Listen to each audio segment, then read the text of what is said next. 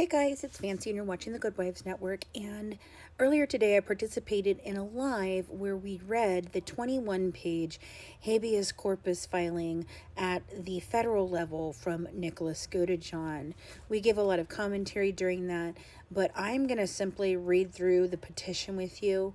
It's 21 pages, so it's probably going to take me 2 times to get through it. But afterwards, we'll have that. And then for the rest of the week, we'll be making more content about pieces of it. But I wanted you to have it in its total response.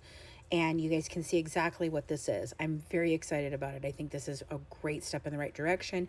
It shows a lot of maturity on Nicholas's part. And I think that he's finally got some people around him that are actually doing the right things for him. So let's dish. So the first page is, in the United States District Court for the Western District of Missouri Southern Division, Nicholas Paul Godejohn, Petitioner, case number 6.25-7CV-03068-BP. And it is Nicholas Paul Godejohn as the petitioner and David Vandergriff, the warden, respondent. So petitioner's reply to respondent's response to order to show cause. I respectfully submit this reply as a pro se litigant. Due to my autism and related communication challenges, I received assistance from some outside the system who supports me. This individual is not an attorney, but helped me organize and type the legal arguments presented here. The facts, concerns, and request for relief are my own. I ask the court to consider the unique difficulties I face in trying to be fully and fairly heard. Introduction. Petitioner maintains that he did not receive a fair trial due to ineffective assistance of counsel, prosecutorial misconduct, and fundamentally biased jury tainted by media exposure and pretrial publicity. The bias was not incidental. It was the product of a deliberately fabricated narrative, engineered and promoted by co-defendant Gypsy Rose Blanchard's legal team and embraced by the prosecution. The narrative, designed for media consumption, distorted the facts of the case, misrepresented petitioner's role, and undermined the integrity of the proceedings. Petitioner's trial counsel failed to challenge it, failed to protect his rights, and ultimately failed to provide any meaningful defense. Notably, the state's own exhibits confirm several of the very failures raised in this reply, including the seating of biased jurors, failure to investigate or present exculpatory evidence, and the absence of any effort to rebut the false media portrayal that shaped public opinion and poisoned the jury pool. This reply addresses those omissions and mischaracterizations and supplements the record with critical material that was previously suppressed, ignored, or underdeveloped, including expert psychological evaluations, digital communications, voir dire transcripts, and binding legal precedent. Petitioner respectfully asked the court to grant full and fair consideration of the constitutional violations presented herein to provide appropriate relief based on the totality of errors. Number 2. Response to state's arguments.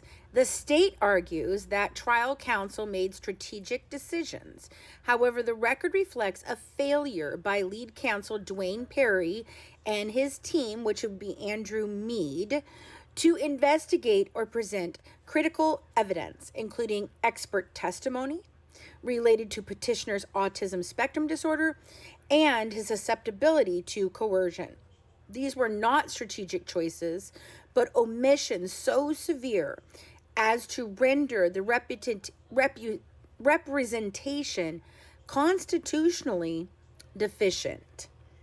The state also suggests that the petitioner was competent and understood the proceedings.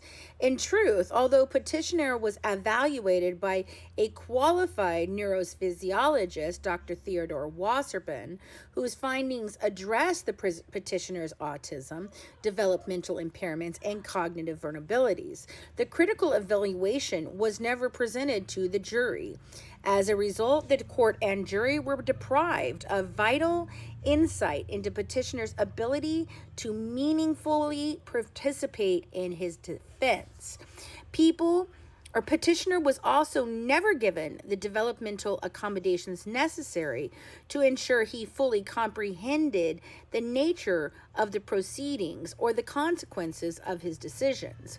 Without these safeguards, his ability to assist counsel understand the charges or weigh the consequences of accepting or rejecting legal strategies was fundamentally compromised. Furthermore, the defense failed to present or explain the overwhelming psychological influence and coercion control exerted by the co-defendant over petitioner, an omission that left the jury without the proper context to understand the true nature of the relationship and psychological manipulation at play. Ineffective assistance of counsel. Trial counsel Dwayne Perry and his team failed to provide constitutionally adequate representation under Strickland v. Washington. Their cumulative omissions include a failure to present mitigation and mental health evidence. Counsel failed to introduce expert evidence regarding petitioner's well-documented autism spectrum disorder, cognitive limitations, and susceptibility to coercion. They neglected to present the forensic evaluation of Dr. Theodore Wasserman, a nationally recognized neurophysiologist with autism expertise. Dr. Wasserman's findings directly supported a diminished capacity defense and undermined the prosecution's theory of intent. Inside the jury heard only from state-appointed experts such as Dr. Kent Franks, who minimized petitioner's autism without adequate qualifications, contradicting Dr. Wasserman's evaluation. Okay, this may take a couple more than two, but we're to B now. So, failure to challenge prejudicial media exposure. Counsel failed to object to the widespread media influence, including coverage by HBO, Dr. Phil, 2020, and Crime Watch Daily. They painted petitioner as a premeditated unaliver and glorified the co-defendant's fabricated abuse narrative. These programs were repeatedly referenced during voir dire. Despite this, defense counsel never requested curative instructions, shielding orders, or a change of venue. This media exposure was actively encouraged by the co-defendant's counsel, Mike Stanfield, and the prosecution, both of whom participated in public interviews and commentary before the petitioner was even brought to trial, including in some of the above-mentioned documentaries contributing to a prejudicial media narrative.